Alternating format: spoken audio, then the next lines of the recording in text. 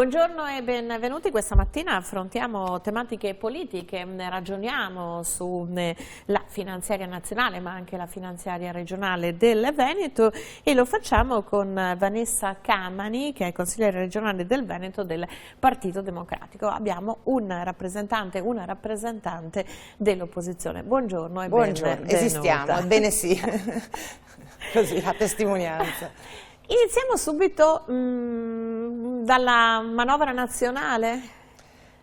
Siamo rimasti profondamente preoccupati, diciamo così, leggendo perlomeno le prime bozze che circolano della manovra, un po' perché si partiva con un'aspettativa molto alta, il primo governo presieduto da una donna, democraticamente eletto, cioè la prima volta che il voto dei cittadini si trasforma in un governo.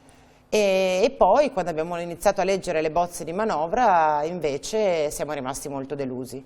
Delusi perché a nostro giudizio è una manovra profondamente iniqua, che in una fase storica aggravata prima dalla pandemia e ora dalla crisi economica e sociale, è una fase storica in cui il rischio di acuire le diseguaglianze, di costruire meccanismi che anziché aiutare a ridurre le differenze tra le persone, queste differenze vengano accentuate, questa manovra va esattamente in questa direzione. Lei si riferisce al reddito di cittadinanza, perché anche sul reddito di cittadinanza credo che anche il suo partito fosse d'accordo di rivederlo, no? Il reddito di cittadinanza è un esempio, premesso che noi, il Partito Democratico, ha votato contro l'approvazione del reddito, lo dico agli amici della Lega che adesso si stracciano le vesti, o di Fratelli d'Italia che votarono per esempio la Lega a favore, perché non ci convinceva questo meccanismo profondamente assistenziale che quel meccanismo prefigurava.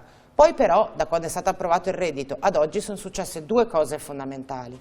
La prima è la pandemia, cioè l'emergenza sanitaria che ha travolto questo Paese e che ha profondamente modificato la struttura sociale, e dall'altro lato una serie di correttivi allo strumento che sono stati messi in campo dai governi successivi. Oggi il reddito di cittadinanza è di fatto uno strumento che aiuta a tutelare il reddito delle persone che non sono nelle condizioni di lavorare. È legittimo che questo sia uno strumento costante? Non lo so. È necessario in una fase di crisi economica profonda come quella che stiamo vivendo? Io temo di sì. Però nella manovra, se non sbaglio, sempre sulla base delle bozze, c'è una volontà comunque di mantenere il reddito, chiamiamolo di inclusione, per tutti coloro che non possono lavorare, di offrire, proprio per evitare l'assistenzialismo, evitare tutta una serie di sperperi, se possiamo così dire, chi invece è nella capacità di lavorare, offrirgli un corso di formazione e poi una collocazione. Allora, queste sono le intenzioni dichiarate. In realtà nella legge di bilancio c'è scritto che fino a settembre del 2023 il reddito verrà garantito per gli inabili al lavoro. Dal 1° gennaio 2024 il reddito di cittadinanza sarà cancellato per tutti. La parte che prevede l'implementazione delle politiche attive del lavoro non esiste in legge di bilancio, cioè intanto cancelliamo una cosa e non la sostituiamo con nient'altro. Le faccio un esempio molto concreto. In Veneto i percettori di reddito di cittadinanza sono circa 50.000, quindi pochissimo rispetto all'impatto invece che questo strumento per esempio ha in altre regioni, quindi non stiamo parlando di un fenomeno di massa. Una parte però di soggetti che evidentemente fanno fatica. Di questi circa 50.000... Quanti potrebbero veramente andare a lavorare se circa 15.000. Vuol dire che 35.000 persone sono cosiddette inabili al lavoro, oppure, in Veneto questo è un fenomeno molto accentuato, molto spesso il reddito di cittadinanza è un'integrazione al reddito, cioè famiglie in cui le persone lavorano ma pur lavorando non raggiungono quel livello di reddito annuo familiare che consenta loro di potersi definire non poveri. Quei 35.000 che sono inabili al lavoro, che vuol dire disabilità, che vuol dire anzianità, che vuol dire... quelli perdono il reddito e quelli hanno bisogno di un sostegno. Non è il reddito di cittadinanza, non è il reddito di inclusione perché l'abbiamo cancellato o l'hanno cancellato. Cambierà il nome ma la sostanza al momento la sostanza non c'è. Deve rimanere. Ma no, al momento la sostanza non c'è. Per le persone che, quelle ipotetiche 15.000 che potrebbero essere inserite nel mondo del lavoro, non c'è alcun tipo di sostegno all'inserimento lavorativo, alle cosiddette politiche attive per il lavoro. È un esempio di come in realtà le bandiere, ecco perché una finanziaria che non aiuta a ridurre le diseguaglianze ma profondamente ideologica. Che cosa voi il 17 dicembre scendete in piazza, se non sbaglio, che cosa contestate e cosa avreste fatto in questo momento particolare? Quali sarebbero state le vostre proposte? Ma noi partiamo da una valutazione oggettiva del contesto. Il mondo è in recessione. Addirittura le previsioni della nota di aggiornamento che aveva fatto il governo Draghi sono fortemente peggiorate. L'Italia, dopo la Russia e la Germania, è il paese che ha una previsione di crescita più bassa. Abbiamo ormai un'inflazione a doppia cifra, che è un'inflazione che colpisce soprattutto i beni energetici e i beni alimentari, quindi che colpisce beni primari, quindi l'inflazione è la più iniqua delle tasse, no? Perché colpisce di più chi ha un reddito più basso. Quindi dentro un contesto in cui quelli che rischiano di pagare di più la sommatoria del contesto sono i redditi fissi, quindi lavoratori dipendenti e pensionati, e i redditi medi o medio-bassi, noi avremmo fatto una finanziaria che andava a sostenere, a tutelare, a proteggere le fasce più esposte dalla crisi. Quindi il cuneo fiscale, la detassazione dei fringe benefit sono tutte... Il cuneo fiscale previsto dalla manovra in realtà è semplicemente la conferma di quello che già c'è. Cioè già nel 2022 i lavoratori dipendenti hanno beneficiato di un taglio del cuneo fiscale che viene confermato nel 2023. Quindi una continuità draghiana? Una continuità draghiana ma che terminerà a dicembre 2023, non è una resa strutturale, è un altro annetto. Però la manovra deve ancora passare in Parlamento. Ma le risorse ho come l'impressione. Ecco, appunto, c'è anche questo problema, e poi la coperta è corta. C'è il grande tema, a mio giudizio, della flat tax, che è la più iniqua delle riforme fiscali.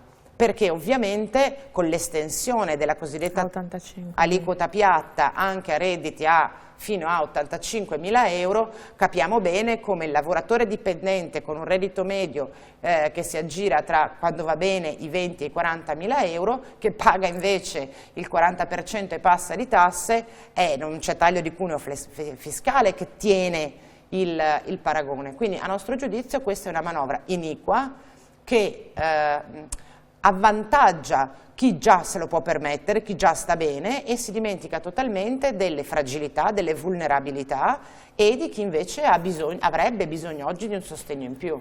Lei, sulla base della sua esperienza in Parlamento, che tipo di emendamenti farà l'opposizione per modificare un po' questa prima bozza di manovra? In realtà la coperta è corta, lo diceva lei prima, sebbene questa è una manovra che per 2/3 è a debito. Anche su questo mi consente di aprire una piccola parentesi. Ormai sono 2 anni che il nostro Paese fa sostanzialmente manovre di bilancio a debito. Quelle messe in campo negli ultimi anni, oltre al fatto che avveniva in una fase dove i tassi di interesse erano molto bassi, quindi il debito costava meno, oggi capisce bene che andare a debito con un tasso di interesse molto alto pesa di più nelle casse dello Stato, ma al netto delle valutazioni, diciamo, di macrofinanza dipende. Draghi ce lo spiegava così, a me sembrava un po' ridondante, ma proviamo a riprenderla. C'è il debito buono e il debito cattivo. Se io il debito lo faccio per ridurre le diseguaglianze, per mettere in sicurezza le vulnerabilità, per sostenere chi non ce la fa, per procedere insieme, è un debito che ha un senso sociale. Se io il debito lo faccio esclusivamente per premiare i ricchi e penalizzare chi è in difficoltà, non solo è un debito sbagliato, ma è anche un debito che peserà sulle future generazioni. Quindi, peraltro, la maggior parte della manovra, 2/3 quasi, 20 miliardi dei 30, sono dedicati a misure, anche queste in totale continuità con quelle del governo precedente, per contrastare il costo dell'energia.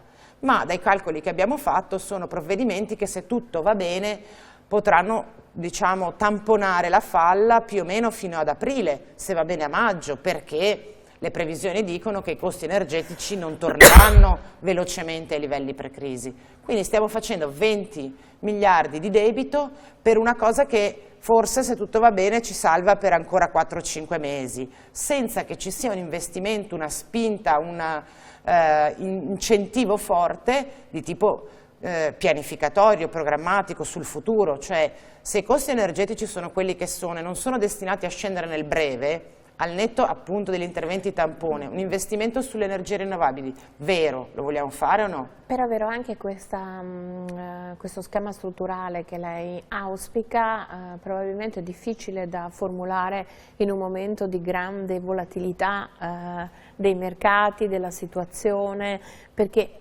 non è che si possa d'emblée in un anno investire nelle fonti rinnovabili e aver risolto il problema. No, non si può farlo, non lo si può fare in un anno, anche se ci sono alcune leve che potresti attivare subito. Faccio un esempio molto concreto: le comunità energetiche, e quindi la possibilità a soggetti privati, enti no profit, enti locali, eccetera, di investire sulle energie rinnovabili. Se la Regione del Veneto mette 80 milioni per la pista da bob e 150.000 euro per le comunità energetiche, capisce bene che non mi state dicendo che volete investire oggi per un risultato che in parte è immediato ma in parte anche di prospettiva. Però gli 80 milioni della pista da bob significa avere le Olimpiadi di Cortina con un indotto, un moltiplicatore. Con l'indotto? Moltiplicatore. Beh, è quello che auspichiamo. È anche vero che, sai, io faccio i conti della serva, come si dice in questi casi, no? Se io ho una famiglia che ha un certo reddito, non è che mi compro l'Audi perché così quando vado in giro sembro più ricca e mi offrono il caffè. Se ho un reddito basso mi compro la mia utilitaria che mi serve per andare a lavorare. Cioè le ambizioni devono essere commisurate alle possibilità che abbiamo. Noi oggi in questa regione, che farà le Olimpiadi, che investe sul Prosecco, che spende 50 milioni in 3 anni per i costi non calcolati della pedemontana, eccetera, eccetera, eccetera, siamo una regione in cui per la prima volta dopo tanti anni è ricomparsa nelle nostre università la categoria dello studente idoneo non beneficiario, cioè la Regione del Veneto dall'anno scorso non è più in grado di pagare le borse di studio a chi ha vinto il concorso, cioè merita di avere la borsa di studio. Le RSA, cioè le case di riposo, ci stanno dicendo almeno dal 2021 che non sono più in grado di sostenere i costi della gestione e che se la Regione non aiuta loro saranno costretti a scaricare i costi sulle famiglie. C'è un'emergenza abitativa che fa spavento perché da troppi anni mancano gli investimenti, prima della pista da bob, sulle abitazioni popolari e alloggi di residenza pubblica. Siamo una regione in cui c'è una carenza, poi se vuole ne parliamo meglio, di medici di medicina generale. Su questo punto lei è qui anche per fare sintesi di una ricerca che avete realizzato con degli esperti e mancherebbero 586. No, mancherebbero. Mancano, questo però è un dato no, che non ha contestato neanche l'assessore. No, però quindi sono 500, che ero presente alla conferenza stampa, 586 zone carenti, il che significa che in 586 punti dove dovrebbe esserci il medico non c'è un medico fisso, chiamiamolo così, ma i pazienti possono rivolgersi o a medici temporanei o che possono essere i ragazzi delle scuole di formazione. Che però sono già contati nei 586, l'assessore fa un po' la fuga. No, dicono che entro il 15 dicembre riescono a risolvere 250 zone carenti e con il segretario, il direttore generale della sanità abbiamo fatto dei calcoli a spanne. Di fatto attualmente privi di una assistenza, chiamiamola diretta, del medico ci sarebbero circa 200.000 veneti che devono rivolgersi al pronto soccorso, ma questo no, al pronto soccorso, scusi, alla guardia medica. Gli altri in qualche modo hanno delle soluzioni, chiamiamole così, tampone, ed evidenziano, io devo fare l'avvocato del diavolo, non vedevo l'ora che non c'è la Lanzarin davanti, no, se no gliel'avrei detto direttamente. Ed evidenziano anche l'elemento che ci sono, mi pare, 2.700 medici rispetto ai 3.400 che c'erano una volta, e che se questi 2.700 medici avessero il plafond a regime pieno di 1.500 pazienti, anche se è un sacrosanto legittimo diritto avere il numero di pazienti che uno desidera e gradisce, probabilmente la situazione sarebbe meno problematica. Ammettono anche che i medici non ci sono e che anche pur avendo bandite le borse di studio spesso non sono posti inoccupati. Allora, ci sono una serie di problemi che proviamo a mettere in fila. La parola a lei. In fila. 1. 586 zone carenti, quindi dai nostri calcoli ad oggi 700.000 cittadini veneti che non hanno il medico di base, sono un numero che non è che scopriamo perché il Partito Democratico ha fatto la ricerca. Quindi prima domanda, Assessore Lanzarini, Dottor Flor, dove eravate negli ultimi 5 anni quando il numero di zone carenti cominciava a salire e voi non vi siete occupati di questo problema? Probabilmente non c'erano medici? Non c'erano medici perché la regione del Veneto è la regione in Italia che in proporzione al numero di abitanti ha richiesto il minor numero di borse di formazione per i medici di medicina generale. Però adesso pare che siano state reintegrate? Sono state reintegrate grazie al PNRR, cioè al governo, non alla regione. No, vabbè. Bene. C'è un problema però, che le borse di formazione sono triennali, quindi io le integro quest'anno e forse, dico forse poi spiegherò perché, forse tra 3 anni quelle persone che hanno iniziato il corso si abiliteranno alla professione di medico di base. Perché dico forse? Perché sono anni che le borse di formazione per i medici di medicina generale non vengono riempite.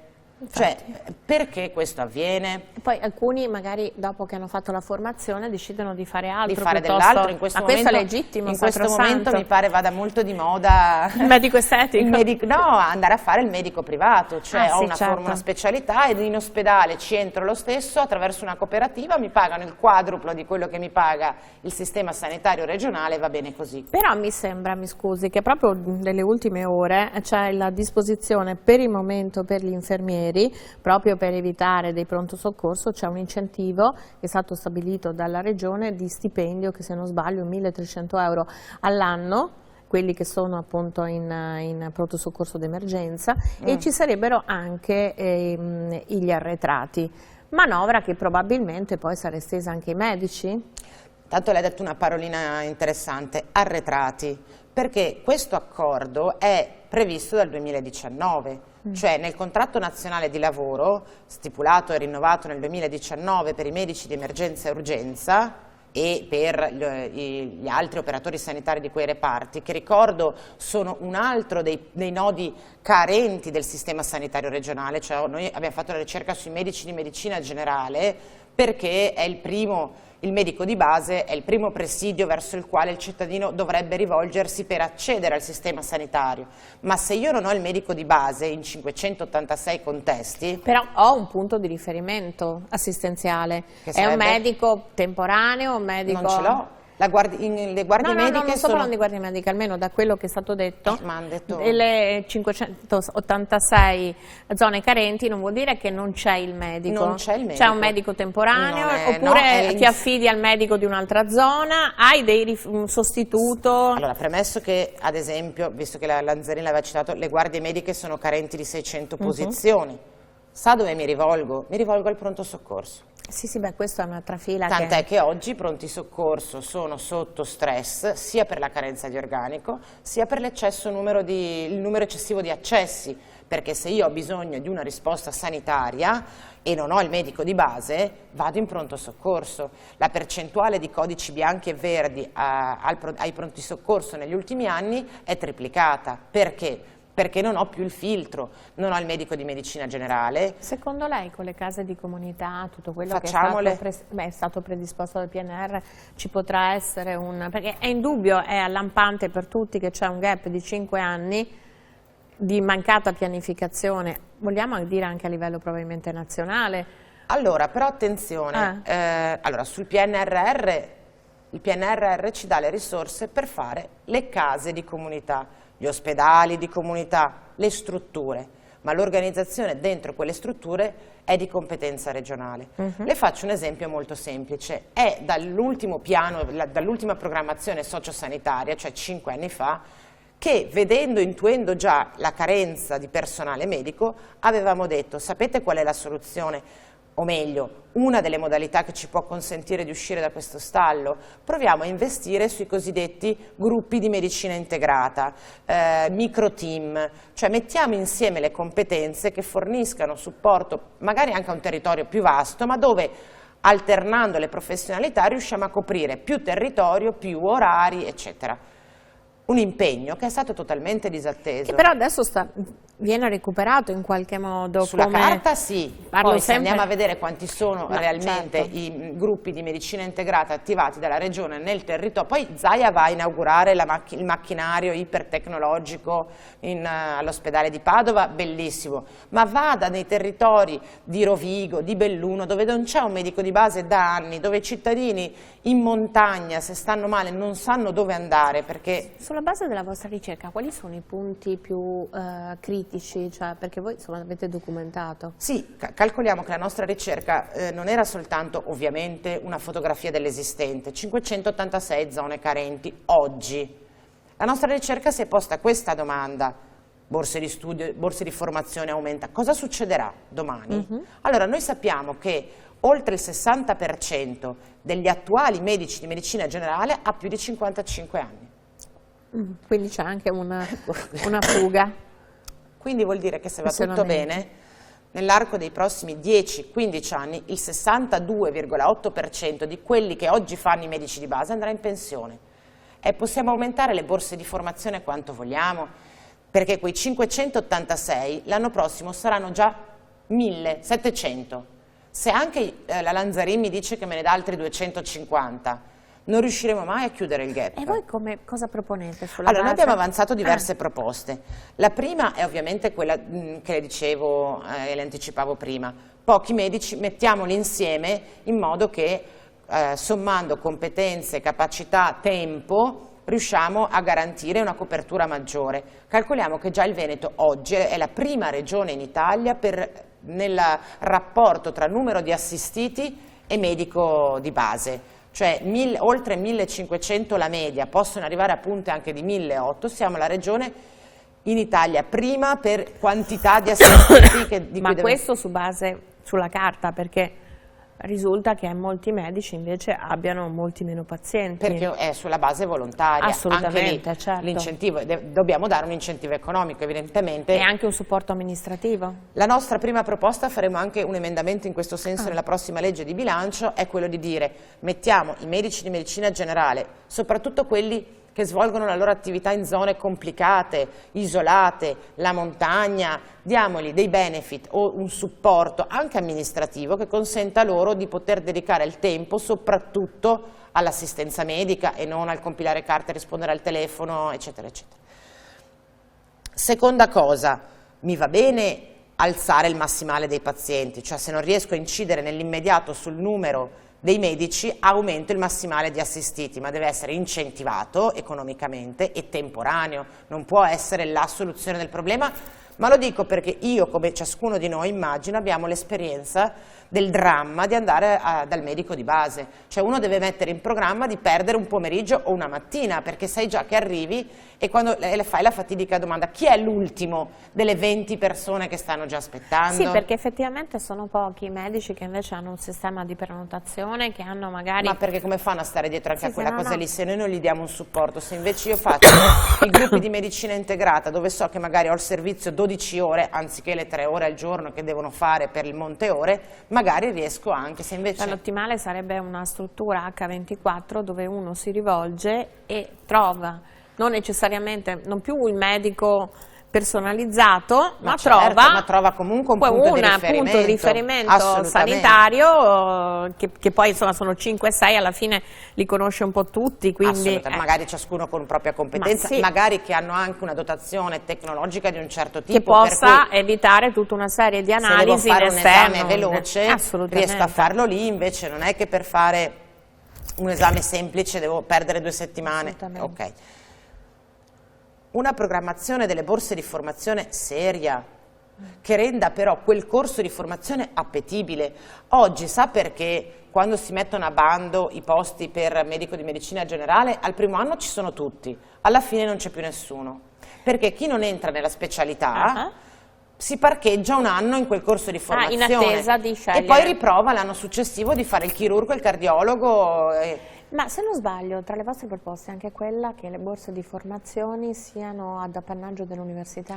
Questo è un grande tema su cui non so se riusciremo a scamparla, però c'è una questione rilevante, cioè non è solo una questione di, come dire, valutazione di prestigio, ma organizzativa probabilmente. sì, ma i medici preferiscono fare i medici laureati all'università, con i corsi di specialità laureati all'università. Allora trasformiamo la specialità medico di base in una specialità universitaria, mentre oggi i corsi di formazione, la formazione per diventare medico di base è una formazione regionale, gestita totalmente dalla regione. Questo viene percepito come qualcosa di minore rispetto ad una è un po' specialistica. Sì, un po' sì. Anche quella è una specialistica, la famosa medicina generale, no? Che però ha un iter accademico diverso e dunque non sei come il chirurgo, il cardiologo, eccetera, eccetera, eccetera.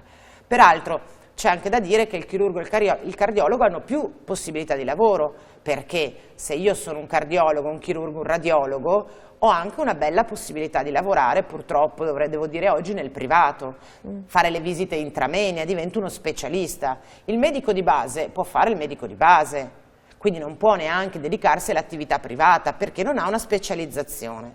Quindi l'idea dei gruppi di medicina integrata bypasserebbe anche questo problema. Non ci potrebbe essere il rischio che, mancando tanti medici di base, si arrivi in un momento in cui uno si rivolge privatamente ad un medico di medicina generale oppure ad uno specialista per questioni di medicina generale? È quello che infatti sta già avvenendo, se ci pensa, nel senso che il combinato disposto della mancanza di un presidio di cura primaria sul territorio e le liste d'attesa infinite che il pubblico ci riserva, ci porta... Quello per la specialistica, ovviamente, le liste d'attesa. Sì, cioè io se ho bisogno di una qualsiasi esame, anche il più banale, se voglio andare nel pubblico ho settimane se non mesi di attesa. Questo il Covid incide, secondo voi? Allora, il Covid ha inciso dal punto di vista dell'impatto numerico, perché i mesi di blocco di fatto dell'attività ordinaria hanno indubbiamente aggravato la situazione. In realtà, anche su questo, è da tempo che noi segnaliamo che, e secondo me questa è una scelta, fa parte delle scelte politiche sottese all'impianto di politica sanitaria della Regione del Veneto, e cioè di trasferire sul privato una serie di attività. Il problema qual è? Anzi, però è vero che il Veneto ha solo il 12% di attività privata sanitaria rispetto ad altre regioni, il Lazio e la Lombardia, dove ci sono delle percentuali altissime. Bisognerebbe intanto vedere se questa percentuale è calcolata anche sulla sanità convenzionata, perché la distinzione tra pubblico e privato ogni tanto non si percepisce. Il convenzionato sarebbe come se fosse pubblico. Ma in realtà è privato, e le faccio un esempio molto concreto. Durante l'emergenza Covid, le strutture private accreditate mica facevano supporto ai reparti Covid, ma perché nelle strutture private accreditate molto spesso non c'è il pronto soccorso, perché? Perché costa. Cioè il privato accreditato che non eroga un servizio pubblico, no, è più diagnostica, deve guadagnare, è un ente profit, e quindi tutti quei reparti che sono un costo non li mette a disposizione della convenzione. I pronti soccorso, le terapie intensive, sono tutti reparti che non ci sono nel privato. Il privato si occupa invece delle prestazioni che economicamente convengono. Allora, questo è uno schema che non funziona nei momenti di criticità e di stress come è stato il Covid, ma che in generale non funzionano sul piano della giustizia sociale, perché è chiaro che può accedere al servizio privato a pagamento soltanto chi se lo può permettere. Siamo in conclusione. Quali sono i punti che pensate di emendare con la manovra di bilancio? Se fosse per noi ne basterebbe uno solo: aumentare le entrate. Il problema del bilancio della Regione del Veneto è che è un bilancio da 17 miliardi, che cuba, come si dice adesso, l'assessore Calzavara dice sempre che cuba 17 miliardi, ma di questi soltanto 60 milioni sono le risorse cosiddette libere, cioè quelle di cui noi potremmo decidere la destinazione. Per tutte le questioni che abbiamo, seppur velocemente, ma mi pare in maniera efficace, raccontato oggi, e ce ne sarebbero altre. Voi come opposizione questi 60 milioni? No, tutti. Tant'è che c'è uno schemino carino che ci hanno mostrato dei 60 milioni divisi per gli diversi assessori. Quali sono di questi? Noi. No, ecco, ma voi che cosa vorreste di questo? Diciamo che secondo noi 60 milioni non sono sufficienti, banalmente. Mancano 10 milioni per le borse di studio, Mancano, a nostro giudizio, almeno altrettanti per un'operazione rilevante sulle rette degli asili nido. Le case di riposo, le IPAB e le strutture RSA. 60 milioni non sono sufficienti. Dentro la crisi drammatica che stiamo vivendo servirebbero coraggio e responsabilità. Coraggio di dire ai veneti che finora ci è andata bene, ma che in questo momento, se vogliamo continuare ad essere l'eccellenza che siamo, dobbiamo tirare un po' la cinghia e fare uno sforzo, e dobbiamo farlo in una chiave di equità e di redistribuzione addizionale regionale. Ok. E Zaia a un certo punto si sembrava averci voluto sentire un po'. Quindi l'addizionale IRPEF. Anche perché ci sono problemi. Se no anche... ci deve dire dove vuole andare a tagliare. Anche perché ci sono problemi a reperire il fondo nazionale, se non sbaglio. Di che tipo? Della sanità. Ma il Fondo Nazionale della Sanità che è stanziato in questa manovra di bilancio è esattamente identico a quello dell'anno scorso. Quindi non è sufficiente perché bisogna insomma... anche... No, perché ci sono anche gli arretrati della gestione Covid. Gli arretrati ammontano a 3 miliardi, se lo sono dimenticato, nella manovra di bilancio, e rimarranno lì. C'è un aumento di 2 miliardi che peraltro era già previsto, ma di questi 1,4 miliardi è destinato solo ai costi energetici. Se qualcuno a Roma e in Veneto pensa che possiamo gestire l'emergenza sanitaria attuale, che abbiamo raccontato in parte oggi, senza risorse, mi pare un po' complicato. Io ringrazio Vanessa Camani, consigliere regionale del Veneto, del Partito Democratico. Grazie per averci illustrato i risultati della vostra ricerca e anche il commento sulle manovre sia regionali che la manovra nazionale. Grazie anche a voi per averci seguito anche questa mattina. Torniamo domani mattina con 7 in punto. Arrivederci.